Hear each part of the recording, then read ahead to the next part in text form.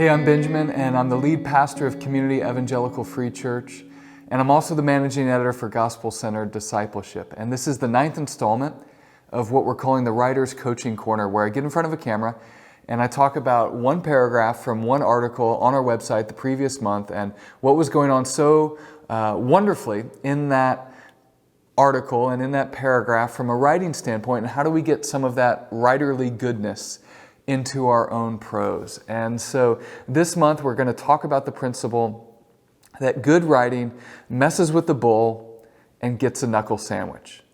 Good writing messes with the bull and gives a knuckle sandwich, or gets a knuckle sandwich. And you're like, what in the world does that even mean? And I'll just explain before we go over to the article. That was actually a direct quote, more or less, from my 4-year-old to my wife. And so my 4-year-old son looked at my wife and said, "You mess with the bull, you get a knuckle sandwich." And he did it with a twinkle in his eye, which made it hilarious rather than kind of the height of rebellion that it could have been. He was just trying to be silly. But what made it so funny was that it combined these two phrases that don't go together. The phrase is, "You mess with the bull, you get the horns," which is, if you don't know that expression, it's an expression that basically says if you want to fight with someone who knows how to fight, expect to get a real fight. That's what that means. If you mess with the bull, you get the horns.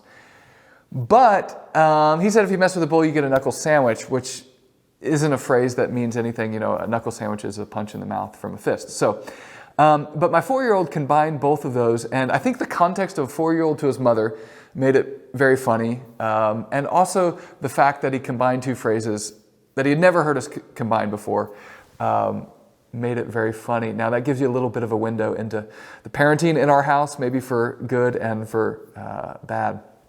But anyway, what does that have to do with writing? Well, I think writing gives readers something unexpected. And there's lots of ways to do that, but combining two things that don't belong gives readers this pleasing, humorous surprise. Sometimes it's pleasing, sometimes it's humorous. I'm actually going to give you an example in a few minutes that's not at all pleasing, not at all funny. It's actually terrible and graphic and profane, but it does something jarring to readers. So what I'm trying to say when I say that the principle is good writing messes with the bull and gives the knuckle sandwich, I'm trying to say good writing gives surprise to the reader. It doesn't do what's expected, at least all the time. If you're continually surprising, then that's not much of a surprise either. But if you're surprising in an appropriate amount, then I think you're doing something that makes for good writing. So I want to give an example. This is from Gospel-Centered Discipleship website, Christmas is for Misfits. So it was an article that appeared December 22nd on our website from Chris Jones. Chris Jones is a father, husband of 4, pastoral resident at his church in Kentucky. He's also a Christian rap artist and recently released an album this fall. So if you want to look that up in his bio and on his website, I'm sure he'd appreciate you checking that out. But he wrote a really good article here, again, called Christmas is for Misfits. And I'd love to read lots of the article to you, but I want to really go down to this section titled Jesus the Misfit ? And I'm just going to grab a couple sentences and then one from a paragraph, a couple paragraphs down. But Chris writes, even before his birth, Jesus bore all the marks of a social and religious misfit. In a culture dominated by the self-righteous Pharisees and unorthodox Sadducees, there was no way Jesus could fit the status quo. His mother was a pregnant virgin who bore a son in a manger. After birth, his parents weren't wealthy enough to offer a lamb, so they gave 2 turtle doves or 2 young pigeons for his dedication. He was raised in the no-name town of Nazareth. Can anything good come from Nazareth? And he talks about the forerunner being this, John the Baptist, this wild man out in the wilderness, and how that subverted the expectations of ethnic kind of superiority of the Jews, and so on and so forth. Really good article. And then you come down to this one, Christmas brings hope to misfits. And so as a fellow misfit, I rejoice that Jesus was a misfit in his day. And this is the line that I thought was, among several, that was so helpful. I am thankful that Jesus would be canceled by people on all parts of the political spectrum. And for me, as I read that as a kind of the general editor of the website, as that submission came in, early in the fall, we worked with it a little bit, and then it came back in December, and we published it on our website. I just thought that line was really helpful, to think about Jesus as a misfit who would have been canceled. That's surprised me as a reader, because it took our language and brought it back to the first century, or perhaps a better way to say it is he brought Jesus into, from the first century into the 21st century, into our world. And so I think that made Chris's article work really well. All right, so here's a few examples for you. I have one book here that I'll mention in a minute. I actually went to the library to get another book, and only this one was here. I was actually a couple hours late to get it. Someone grabbed it just before I got there. But I was going to show you, and I won't hold it up, I'll just read the quote to you. Maya Angelou's book, I Know Why the Cage Bird Sings. It's the first of what is several volumes of an autobiography, a very difficult life in so many ways, a fascinating life, and written about well, which makes for a good book. Now, trigger warning here, this is a section about abuse. It's probably the section, specifically maybe even the sentence, that got the book banned at different times as literature in high school and I don't know, middle school perhaps. I'm not sure what ages are reading these. I assume high school. At different times banned, and I don't know how I feel about that. But so I'm going to read something that's pretty uncomfortable. But she was abused several times, and then there's this scene where she describes when she was actually sexually, not just sexually abused, but actually raped. And so here's the line that she says in the book from chapter 12. The act of rape on an 8-year-old body is a matter of the needle giving because the camel can't. Now, I don't want to get into the anatomical description of what's going on there. You understand it. And since I've read that book, that is the lingering line from the book that just weighs on me. It's disturbing.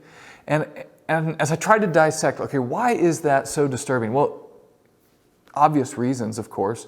The rape of anyone, let alone an 8-year-old girl, is utterly disturbing and an atrocious evil. But I think what makes it so disturbing for readers is the way it's described. And it takes Jesus' words from Matthew 19 about the rich man and the needle and the camel and the difficulty of getting into heaven when you have wealth. And so what are Jesus' holy and sacred words? And it alludes to those in such an utterly profane context. And it makes it jarring for readers. It's a surprise.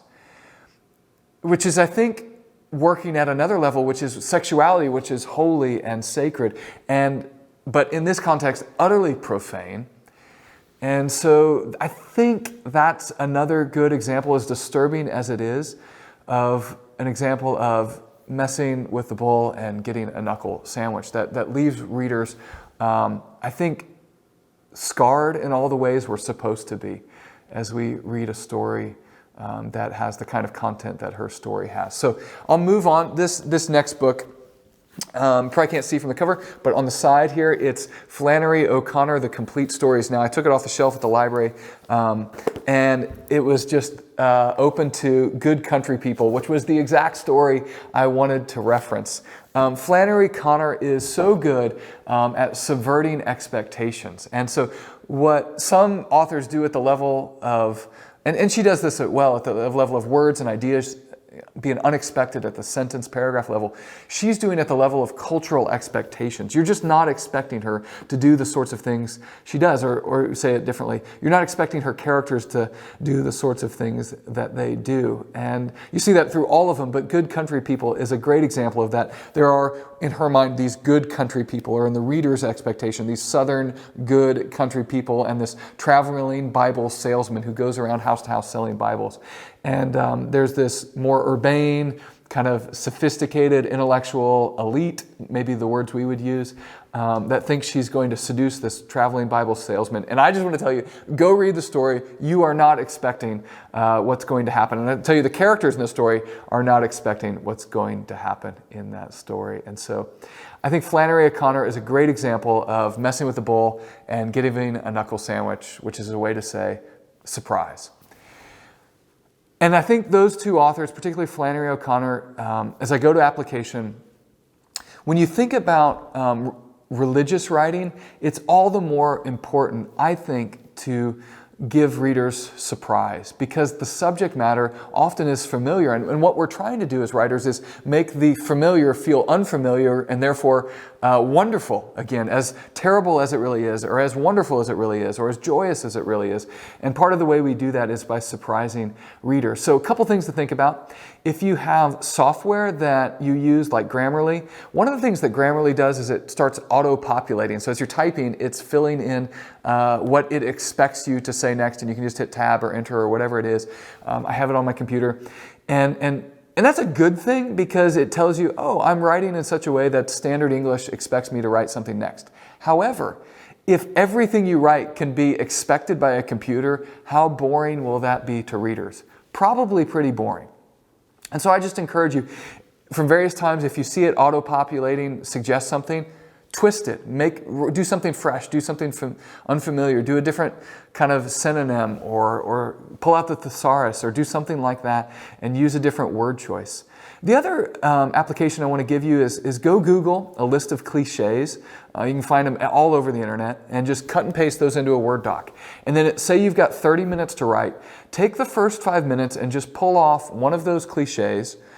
I'll just give you the example of raining cats and dogs. And when you get that cliche, spend a couple minutes, 3, 4, 5 minutes, and taking that phrase, raining cats and dogs, and either twist the phrase itself, so it's raining something other than cats and dogs, or use the expected cliche in an unexpected context. And I think if you get the pattern of doing that, you don't have to do this for the rest of your writing career, but if you just do this occasionally in your writing sessions, I think what it does is it has a way of putting kind of gasoline in the pump, lubricating, priming the engine like you would with a weed eater or a chainsaw before you would start it, so that the engine is warm and creative. And I think that's a good thing for writers. So in the next year, January, we are here now, January 2022.